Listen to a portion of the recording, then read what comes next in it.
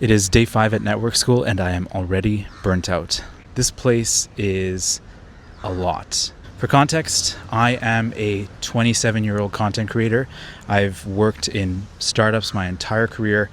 I've done marketing, sales, and customer service, and now engineering.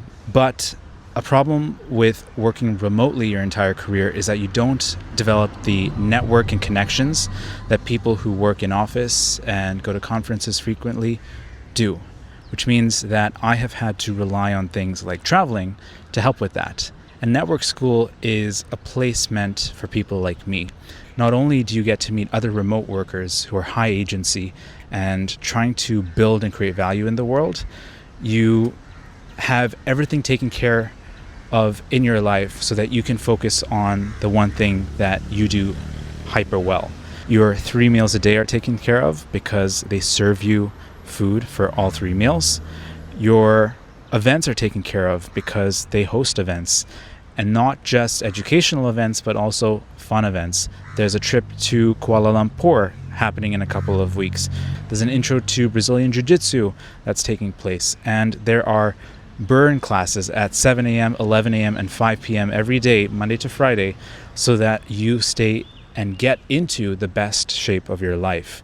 All of this plus room and board at a 5-star hotel for $1,500 US a month. It is an amazing opportunity and an experience so far.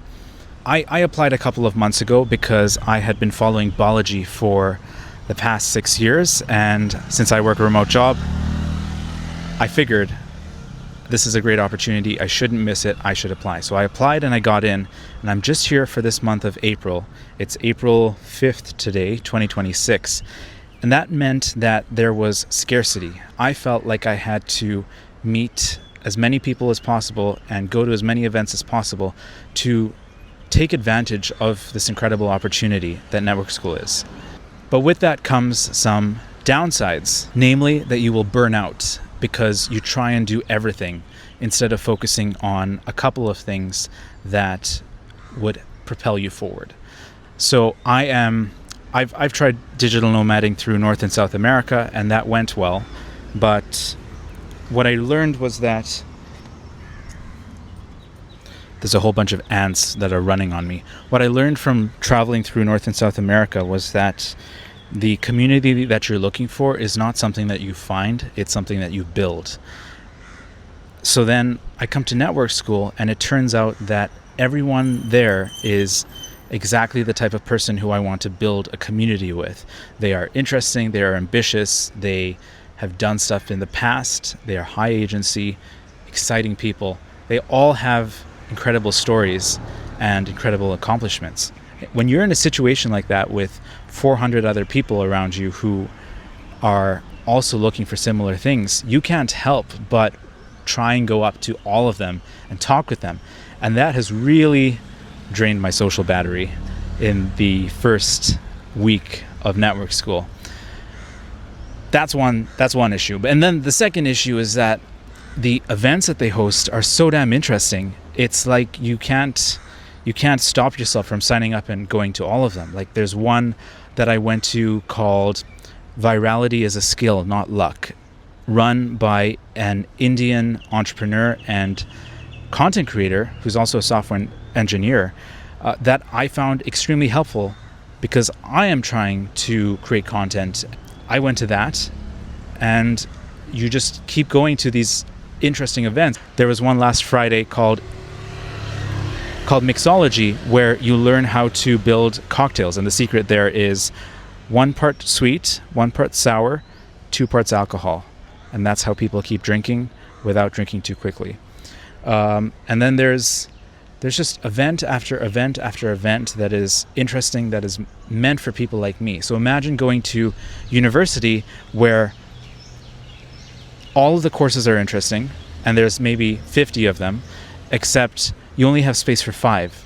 And if you try and do more, you're actually not going to develop very much. You're in this information overload situation because not only are the courses interesting, but the people are interesting too. Super difficult to find your bearing in this spot. I woke up yesterday morning, and usually when I wake up, I try and put in my headphones and I listen to music, but I couldn't last morning because I was so overstimulated. It was just too much. I had to take a step back. That's the context. That's the situation of network school. It is so intense, and in a good way, because it's meant for people who are intense, who are trying to push the limits of biology and technology. So this is an amazing place for that type of person. What I've learned in the past week has been that first, you need to set boundaries with yourself, and you cannot go to every event and you cannot speak with every person. This was actually something that they told us in our onboarding event. Jackson, who is one of the core team members, said exactly this. Don't try and go to every event because you're not going to be able to make it and take full advantage of it. So what I've tried to do is, even though it's very difficult, look at the ones that I think will provide the most value to my goals and then just go to those. The same goes with meeting people. I've had to set boundaries on who I speak with, or rather when I speak with them. So I decided that there's a iguana. I've never seen an iguana in my life. There are no iguanas in Canada. That is so cool. Or some large reptile. I don't know what it's called. Anyway, I've had to set boundaries. I've decided that I will just socialize with people during breakfast, lunch, and dinner.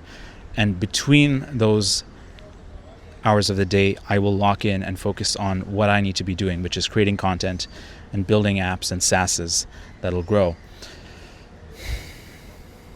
And that seems to be working out a lot better. Like, my stress headaches have gone away, and I'm appreciating the place a lot more too. But it was very intense those first few days because I've just never been in an environment like this. And I know for sure that when I go back to Calgary, I am going to miss this place because Calgary will feel so slow and so boring in comparison to network school. I suspect that the only other place in the world that is like this is San Francisco, where it's just non-stop go, go, go, go, go. To end this video, I'm going to share one thing that I learned that so far that really surprised me. The most memorable people are those who notice opportunities for mutual benefit and develop a relationship with you based on that. That mutual benefit might be that you have common interests, but it may also be that they have a need for skills that you have, or you have a need for skills that they have, and that there can be an interaction between the two. One of the people who I will never forget is Quinn. She was listening to me very carefully. I told her that I was trying to grow my YouTube channel, and she told me that she had experience growing a YouTube channel, and she would be more than willing to share what she had found the YouTube algorithm to favor if I was interested. And I of course accepted, and I chatted with her later about that. But I didn't even think to mention my past experience and my past skills because I'm so used to it sounding like it's bragging.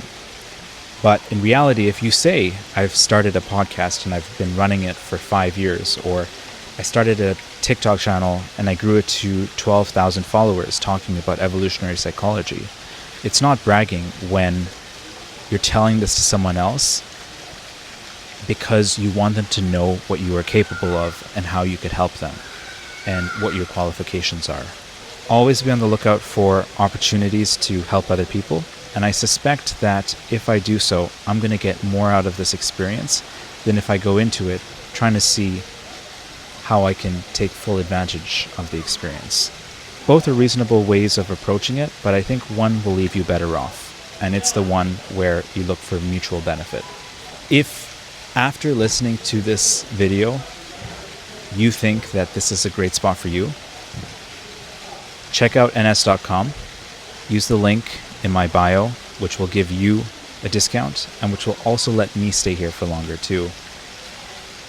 And if I know you, or if you have any questions that I can try and help answer, leave a comment below. and I'll see if I can answer them. Thanks for watching. I'll post more videos about this, so follow or subscribe if you liked it. And other than that, have a great day.